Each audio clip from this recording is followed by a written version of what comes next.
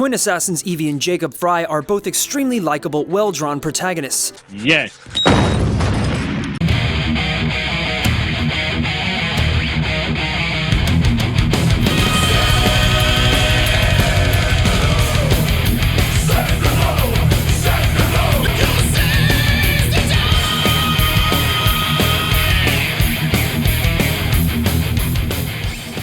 Assassin's Creed is the Janice Dickinson of gaming. 1 minute you're the 20-something toast of Tinseltown being boned by Bono at the Chateau Marmont, and the next minute you're suing Bill Cosby in a desperate plea for waning relevance while David Attenborough shoots a wildlife special in the folds of your neck skin. Sure, you were a sexy bitch at the outset, but 15 facelifts and 9 cubic shitloads of lip-injected ass fat later, I'm not even sure what I'm looking at anymore. Is that a cheek or a pelvis? Why does your neck have a ball joint? And most importantly, why is it covered in fur? I need a decoder ring for your fucking face. But just as you're about to fly in a team of cryptozoologists to decipher their fucking forehead, they're under the knife once more and emerge as Assassin's Creed Syndicate, a game that knows exactly what it wants to be.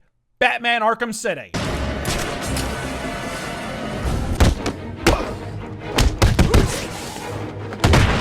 Who are you working for? I never got his name. I want to know about bears and rabbits. Which isn't to say Syndicate fails to uphold the franchise's lethargic legacy. Sure, you still can't lose while suspended upside down in a shark tank with 2 broken thumbs, but we all know what milkshake brought you boys to the yard. Blinding historical accuracy.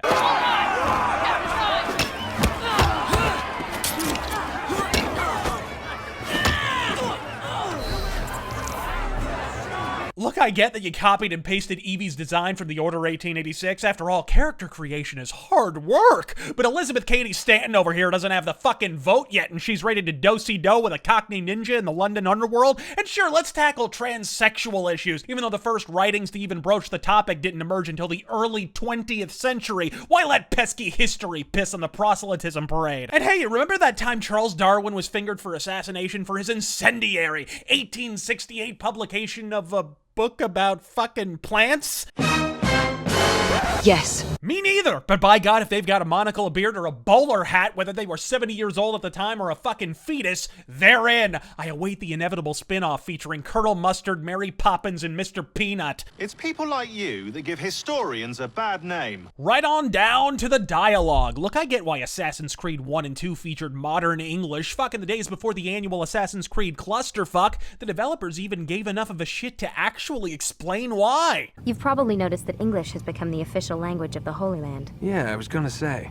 The Animus is translating speech it deems vital into more modern English, so expect a few anachronisms. I get that no one wants to pause mid-parry and break out the hieroglyphs so we can decode some medievalese in a fucking video game. I think we're all cool with that. But in a game set as recently as 1868, novels from which period even woefully undereducated American students are required to read in fucking elementary school? Why does the dialogue have to be painstakingly modernized this bone-crunchingly bad? Would you rather have this? What's the plan then, oh mighty planner? Or fucking this? There'll be no murdering people in this camp of any color, or assaults on officials of any stripe. I can live with it. You have to keep rubbing my fucking nose in it?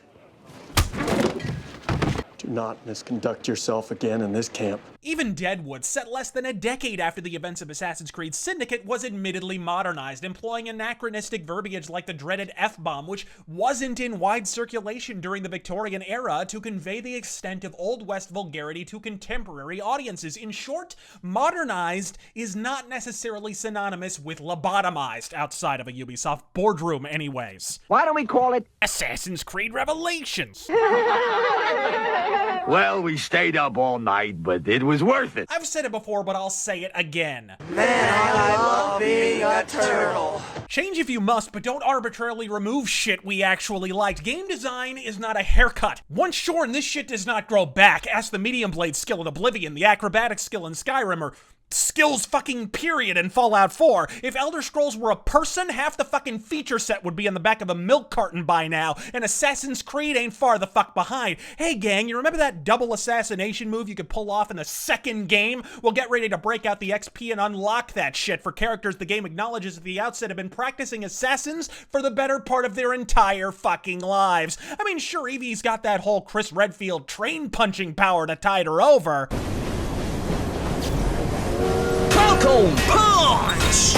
And she's the stealthy one. Oh, but don't you worry your scurvy-afflicted Victorian vag about it. If you aren't predisposed to endure 20 aimless hours of history fucking fetch quests, you can circumnavigate the proceedings by shelling out actual legal tender so you can pay to fucking win. To describe latter-day Ubisoft as a cabal of leering cunts would be to ignore the fact that cunts actually bring people pleasure. Is Syndicate more stable than Unity? Sure it is. Of course, so is Gary Busey tap dancing on an active fault line. If you could peer past the face-melting glitches, however, you can plainly see that Unity's well-publicized reliability issues weren't even half of what was wrong with that fucking game, and the empirical gameplay flaws, be they balance issues, banal bitch work, or repetitive combat, are most assuredly along for the ride in Syndicate's Steam carriage. Hell, in some cases, they're objectively worse. From its inception, the most frequently voiced and coherent criticism of this series has been with the game's neurotic compulsion to force the player to engage in samey side quests for the privilege of progressing to the next grating cutscene.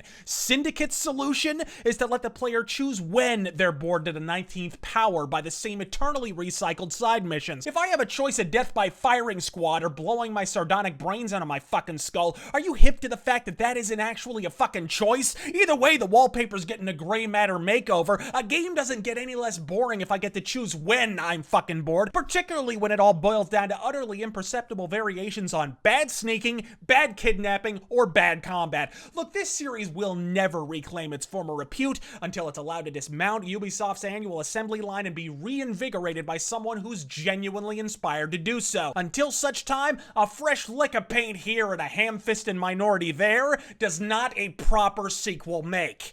This lot here, an hour and a half. This one, easy, lick of paint, lick of paint, lick of paint, 1 hour.